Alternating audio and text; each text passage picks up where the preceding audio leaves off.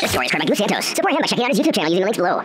After escaping from the Galactic Patrol prison, the terrible magician known as Moro, Devourer of Worlds, became a great threat to our 7th universe. However, Goku and his friends managed to defeat the merciless villain, though not without expending great effort. Peace returned to our universe as usual, at least for now. On what appears to be a floating palace like Kami's lookout, a mysterious man hurtles through the air before crashing into the ground. In the process, he loses his grip on some kind of cube. Chasing after him, another person speeds through the hole he made in the ceiling, questioning in a panic, "Master Anzen, are you hurt?" Who tries to pick himself up. While no better for the wear, he states he doesn't have time to be in pain right now. That scumbag will be here soon.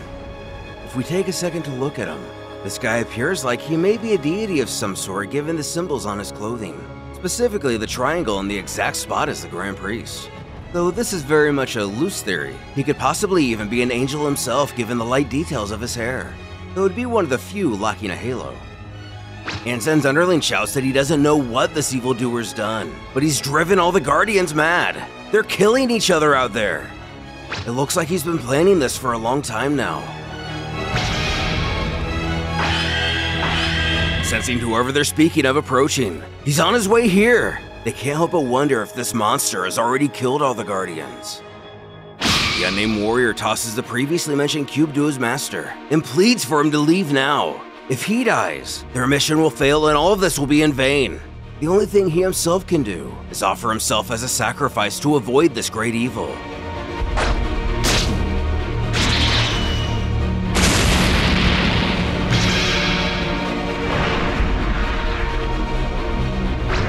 Damn you! You won't get past me!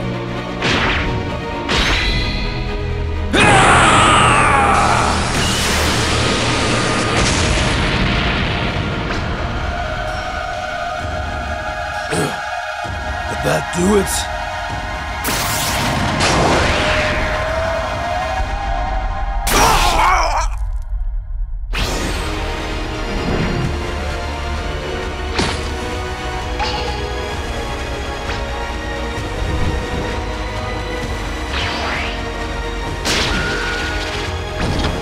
Anzen uses his key to trigger some kind of object. He figures if he can get this door closed, his pursuer won't be able to get in. The object in question must be some kind of lock that the beings in this realm use to compensate for their immense power. And no matter how strong his foe is, he won't be able to break through.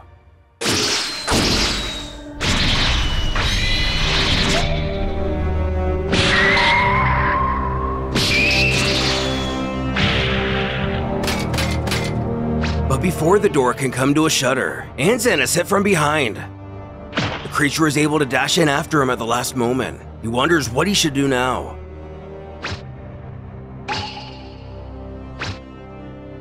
Then spotting a bigger cube, he knows that to renew the energy of the ceiling box, he needs to insert the battery box. Unfortunately, he notices that it looks like someone will be trying to stop him from doing this. Powering up, he wanted to avoid a fight, but he has no other choice but to attack head-on. This is going to cost him dearly, and he'll probably get seriously hurt. Though no matter what happens to himself, he just needs to insert the battery into that casing. That's all. Then every universe will be safe for a few more million years. It is his duty as head of the Celestial Guardians, the divine protectors of the multiverse. Ah!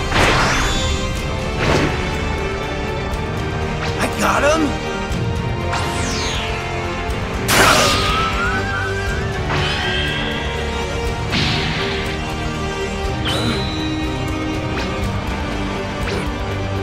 You won the battle, but not the war!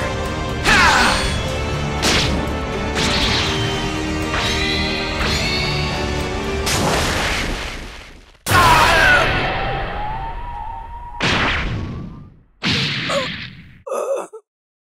As Anzen is struck down in the most brutal way imaginable, the light fades from his eyes as he mutters, "This can't be. They must not."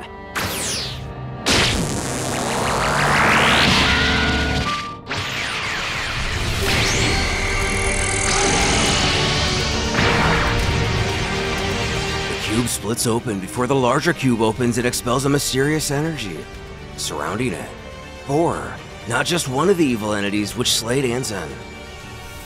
With his last gasp of air, the head of the Celestial Guardians knows he's failed. Every universe is now doomed.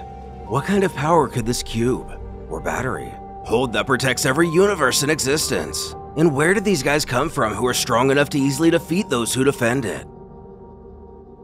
On Beerus' planet.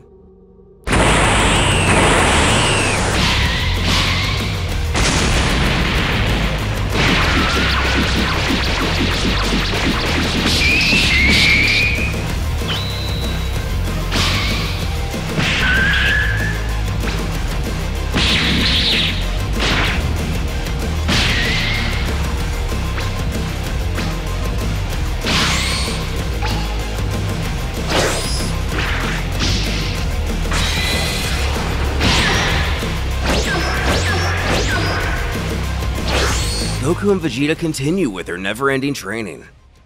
With a sly smirk, Vegeta questions his rival what's the matter. Can he not handle him anymore? Is all he can do is use that instant transmission of his to flutter away now.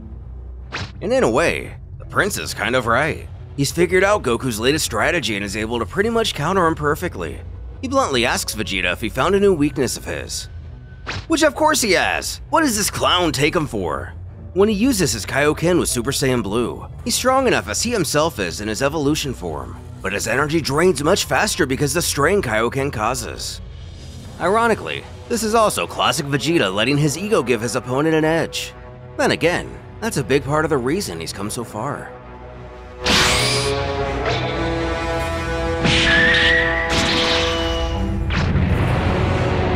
Launching Goku across the world. Whis makes a striking comment about the spar. Vegeta seems to be quickly mastering Super Saiyan Blue, and much easier than Goku. Getting a ring from his staff. The Grand Priest contacts him.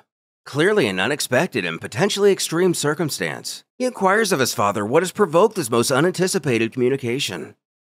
He explains he's calling for a meeting of all angels and gods. Whis must come to the Grand Palace immediately. Also, he needs to fetch those mortals, Son Goku and Vegeta, for this conference. But Goku and Vegeta, could he possibly tell him exactly what this meeting is about? As straightforward as ever, he declares it regards a termination announcement.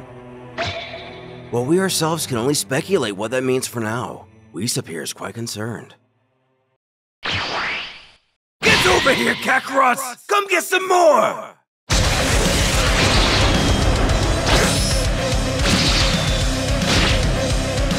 Goku has to admit to Vegeta he's definitely gotten a lot stronger. Who sneers for him to stop mocking him and use that ultra whatever for him already? This training is pointless if he's holding back. However, his Saiyan counterpart isn't too sure about that. After all, he gets a lot stronger and slippier using Ultra Instinct. He'll probably beat him up pretty easily and it won't be much fun. But how dare he babble such nonsense? Vegeta demands he transform this instant so he can wipe the floor with that stupid face of his. Trying to calm him down, Goku presses Vegeta there's no need to get so angry about it. If that's the way he wants it, no biggie, he can just use it then. A calm energy overtakes our hero.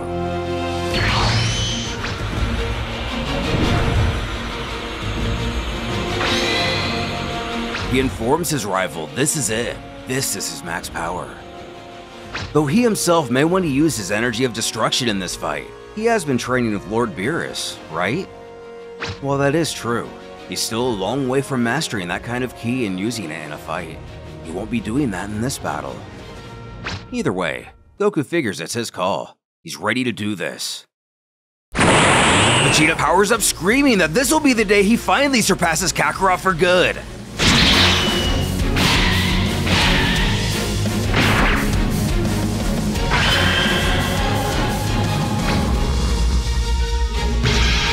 But that day may have to wait regardless of where either warrior stands. Waking up Beerus, the god screams to know what this racket is. Could those two fools really be fighting here again? This ends right now! Trying to scope the pair of them out. If those Saiyans want to fight, he'll give them a fight.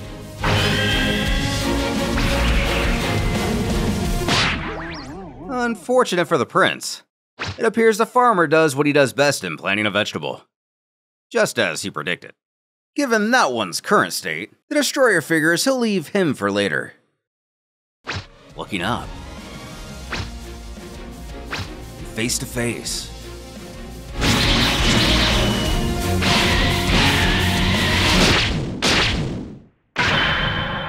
Before they can even begin, Whis puts a halt to their skirmish. Beerus bellows out asking what the angel thinks he's doing. Goku also objects, pleading for him not to intervene. He apologizes to them both, but they must all leave immediately. They have been summoned to a meeting between gods and angels. The presence of Mr. Goku and Mr. Vegeta will also be required. The destroyer especially takes note of that last part, questioning what this meeting's about. As blunt as his father, he repeats that ominous phrasing, a termination announcement. Shocking the god even more than the angel. Goku finally has to ask what we've been wondering and what a termination announcement is, though mildly and incorrectly wording it as a termination meeting, and why have he and Vegeta been called? Whis explains it's a very rare type of conference. It serves as an announcement of the dismissal of a god of destruction and the appointal of a new one. Meaning, a Hakai will be removed from his or her position, and if he and Mr. Vegeta are being asked to attend, it's very likely one of them will be asked to become the new god of destruction of the deferring universe. With this so-called termination announcement underway, does this mean the Anzen character is not an angel, but a destroyer? And just how will Goku and Vegeta fit into the plans of the Grand Priest, if at all?